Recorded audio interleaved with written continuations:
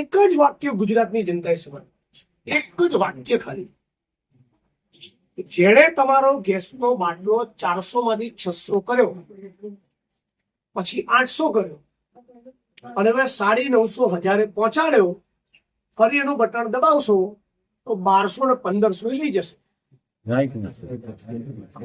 તમને વાંધો ના હોય તો હવા દો.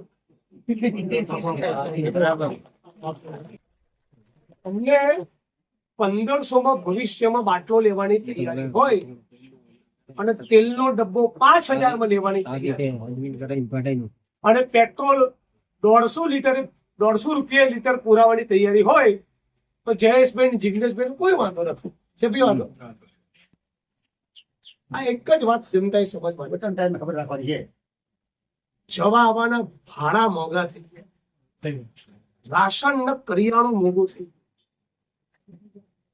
પેટ્રોલ ડીઝલ ના ગેસ મોંઘા, બાળકોની ફી, સાજા માદા હોઈએ તો હોસ્પિટલના બિલ, સિઝેરિયન વગર કોઈ ગાયનેકોલોજીસ્ટ બાળક આપતું નથી, પેટ ચીરીને 50,000 આપો બાળક લઈ જાઓ, આવો પ્રોજેક્ટ ચાલે. ધંધો, પેટ્રોલ મોંઘું, ડીઝલ મોંઘું, ગેસ મોંઘું, કરિયાણું રાશન મોંઘા, બાળકોનું ભણતર ને શિક્ષણ મોંઘું, આરોગ્ય મોંઘું, ખાતર મોંઘું, બિયારણ મોંઘું, જંતુનાશક મોંઘા, ખેતીના ઓજાર મોંઘા, તો એ ચોરોનું બટન દબાવો. એ તો સાહેબ આ એક જ વસ્તુ આપણે સમજી લઈએ તો બીજું કઈ સમજવાનું રહેતું નથી. અને હવે ગુજરાત અને દેશની જનતા ધીરે ધીરે ઓળખી રહી છે.